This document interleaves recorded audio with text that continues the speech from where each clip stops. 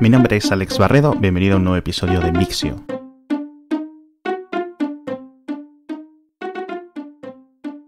Este episodio de Mixio está patrocinado por Taperite. Taperite es una plataforma de alojamiento de podcast que va mucho más allá de alojarlo simplemente unos archivos. Con Taperite puedes alojar múltiples programas, hacer listas de reproducción, tienes capacidad para programar la hora de publicación, estadísticas detalladas de cuánta gente escucha tus programas y todo lo que esperas. Pero además puedes crear planes de pago para tus oyentes de tal forma que tu contenido pueda estar detrás de una suscripción mensual. Tú eliges el precio, añades los episodios y Taperite se encarga de cobrar a tus oyentes por ti. Taperite es estupendo, lo uso en Mixio todos los días desde el primer episodio y no puedo estar más contento con la plataforma. Si te animas a darte alta, puedes usar el código Mixio y te descontarán un 10%.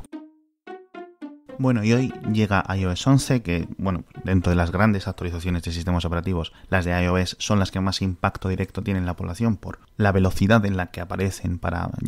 decenas de millones de usuarios hoy y para centenas de millones a lo largo de la próxima semana, incluso a lo mejor un mes, 2 meses. Y bueno, os dejo un par de enlaces aquí en las notas del episodio y también en la newsletter. Un enlace muy interesante con algunas cosas por pulir, un análisis de diseñadores explicando cuáles son las cosas que no casan con las nuevas,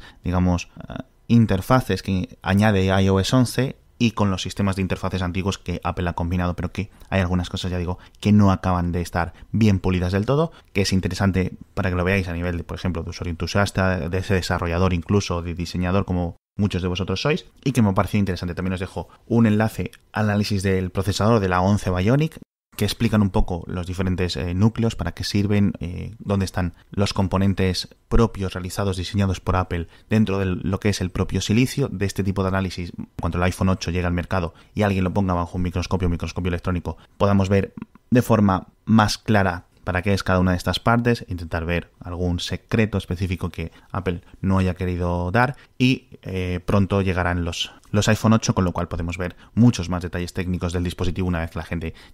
lo empieza a despiezar. Pero más allá de eso, me ha parecido muy interesante un artículo de Wired ayer en el que hablaban con expertos y incluso con uno de los coinventores del sistema de la privacidad diferencial. Como ya sabéis, este sistema de privacidad diferencial es algo que tanto Apple como otras empresas implementan en sus sistemas operativos, en sus dispositivos, en sus protocolos, en sus algoritmos, etcétera, para que, en el caso de que ellos tengan que recoger información y subirla a la nube de sus usuarios, lo hagan de una forma, que mantenga la capacidad para poder analizar ese contenido, pero sin subirlo, el archivo o los datos tal cual. Le añaden un poco de ruido para que al menos Apple, en el caso de que mañana Apple, por ejemplo, decida vender los datos, que sería algo casi impensable, pero en el caso de que, por ejemplo, unos hackers llegaran a acceder a esos datos, o un gobierno, por ejemplo, que hackease las telecomunicaciones o quien fuese, no pudieran acceder realmente o identificar cada dato a qué usuario pertenece e incluso con esa información posterior enlazar un dato con otro, que estén almacenados en lo que serían los sistemas de la nube, entre comillas, de Apple. El sistema de privacidad diferencial es bastante inteligente y bastante complicado, y básicamente este artículo entrevista a gente que sabe mucho del sistema, incluso los propios coinventores o gente que trabajó en privacidad diferencial en Microsoft, que en privacidad diferencial en Google, y explican cómo funciona y por qué Apple lo está haciendo quizás algo flojo. Me explico. Dicen estos desarrolladores, dicen estos científicos académicos, que cualquier valor de epsilon superior a 1, que es la variable epsilon que ellos indican en sus ecuaciones, que corresponde al ruido añadido cuando almacenas esta copia de los datos para,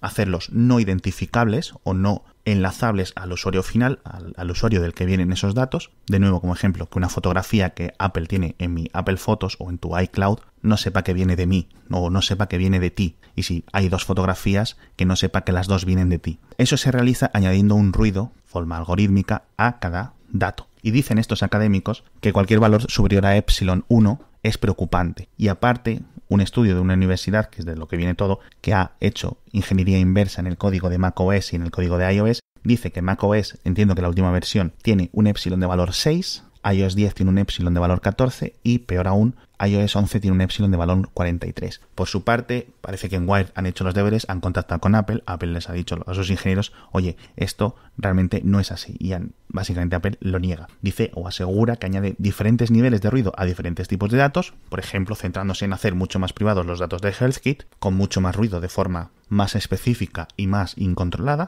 que, por ejemplo, a los datos cuando recoge tu uso de emojis para recomendarte cuáles son los últimos emojis que has usado o qué tipo de emojis para sustituir palabras, etc. Al fin y al cabo, esto no se va a poder dirimir o no se va a poder saber o no se va a poder acatar hasta que no haya un análisis independiente, una auditoría, que imagino que ha podido haber a nivel privado. Apple ha podido contratar a alguna empresa para que haga una auditoría de estos sistemas de privacidad diferencial, simplemente no ha publicado los resultados, o quizás no ha habido esta auditoría, que de poco sirven las auditorías de cara al público si los resultados de las auditorías no se hacen públicas. Pero bueno, aún así, poco preocupante porque Apple tiene un buen historial, vamos a decirlo así, tiene un muy buen historial de privacidad, de seguridad, de preocuparse de cara al usuario, aparte de que la privacidad diferencial es uno, digamos, de los grandes murallas para proteger los datos que Apple implementa. Entonces, estaríamos más seguros o estaríamos más tranquilos habiendo una auditoría pública de cómo funcionan los sistemas de privacidad diferencial de Apple, pero incluso los de Microsoft, los de Intel, los de Google, los de Facebook sobre todo, por ejemplo, que son los que más datos tienen sobre nosotros. Pues por supuesto, pero bueno, habrá que estar muy atentos a este campo.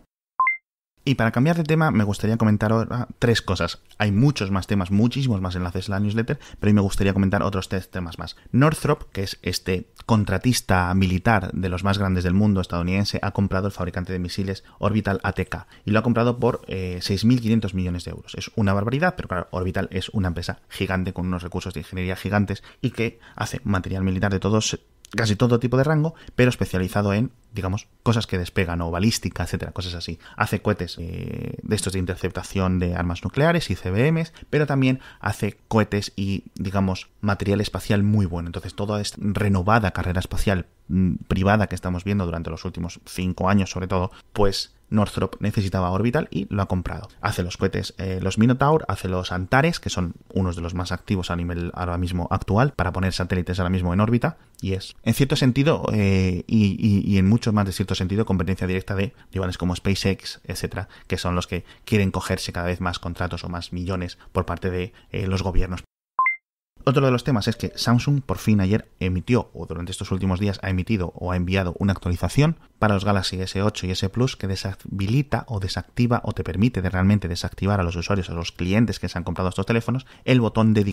físico dedicado en el lateral que activaba Bixby, el asistente virtual de la compañía. Bixby es interesante, lo hemos comentado aquí muchas veces, pero si no está en el idioma de la gente que lo está usando, pues mucha gente no lo va a saber usar. De poco sirve que esté en coreano, de poco sirve que esté en inglés, de nuevo está incluso limitado a algunos países, con lo cual mucha gente tiene un Galaxy S8 y tiene un botón ahí inútil que cada vez que lo presiona no puede hacer nada con él. Samsung no va a permitir que active otras aplicaciones, por ejemplo, le das y abre WhatsApp, le das y abre Twitter, le das y abre otra aplicación, pero al menos te deja desactivarlo, con lo cual pasa de ser un botón inútil pero irritante a ser un botón simplemente inútil. Recordemos que van ya, ¿cuánto? 6 meses desde el lanzamiento del S8, en fin.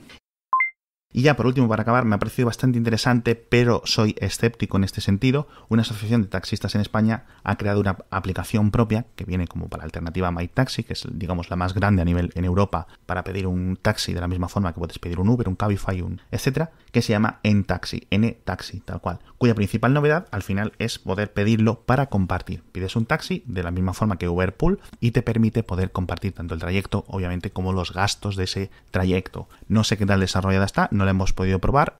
Se lanza hoy, 19, para iOS y para Android. Y ya digo, esto es un factor medianamente novedoso en España. En Estados Unidos, en las grandes ciudades de Estados Unidos, el sistema de Uber Pool y de Lyft y de otros tantos plataformas que ofrecen este tipo de transporte, la gente está más acostumbrada porque es el sistema más barato. Entonces, funciona de una forma bastante sencilla. Tú pides un taxi con la opción a compartir y vas del punto A al punto B. Si durante ese trayecto alguien cercano a tu trayecto lo pide para compartir, al taxista le va a salir una indicación para que tome un desvío que puede ser más grande o más pequeño, pero dentro de unos límites, se desvíe, coja a la otra persona se monte y vayáis, según el algoritmo demuestre, a tu punto B primero, porque lo has pedido primero, o al punto B incluso primero de la segunda persona que se ha montado, con lo cual, ya digo, es más barato, pero en algunas ocasiones puede ser incluso hasta molesto, porque tomas mucho desvío. Entonces, ya digo, si tenéis mucha prisa, pedíos un taxi tradicional, pedíos un Cabify normal e ir del punto A al punto B, pero si estáis un poco pues con menos ganas de gastar y con un poco más de tiempo, podéis probar esta opción, que espero que funcione bien, pero ya digo, habrá que probarlo.